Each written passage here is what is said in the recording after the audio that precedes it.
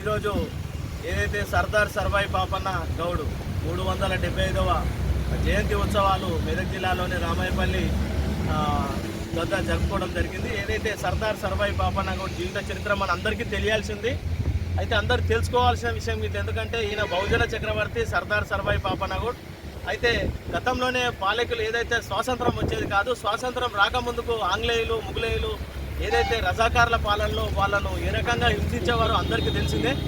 కాబట్టి ఈ అక్రమాలను దుశ్చర్యలను చూసి ఈయన ఏదైతే అన్ని కుల సంఘాలను ఐక్యం చేసి బహుజన చక్రవర్తిగా ఏలడం జరిగింది, గోల్కొండ రాజుగా కావడం జరిగింది. మరియు ఏదైతే భువనగిరి కిలా కావచ్చు, సర్వాయిపేటలో కూడా జరగడం జరిగింది.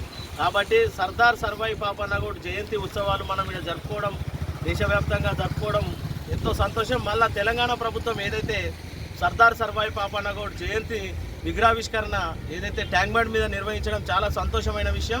ఏదైతే కేంద్ర రాష్ట్ర ప్రభుత్వానికి మేము బీసీ సంఘాల తరఫున, అయితే గౌడ సంఘాల తరఫున, జర్నలిస్ట్ అసోసియేషన్ల తరఫున మేము ఏదైతే తెలంగాణ ప్రభుత్వానికి మేము కృతజ్ఞత తెలియజేస్తున్నాం. ఎందుకంటే జయంతి ఉత్సవాలు అధికారికంగా జరపడం జరుగుతుంది. అలాగే విగ్రహావిష్కరణ ట్యాంక్ బండ్ మీద జరపడం చాలా మంచి పరిణామం ఇది.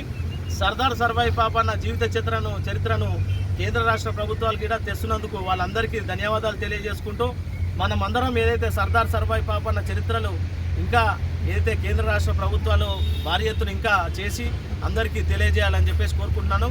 జై పాపన్న, జై జై పాపన్న, జై పాపన్న, జై పాపన్న, జై పాపన్న, జై పాపన్న.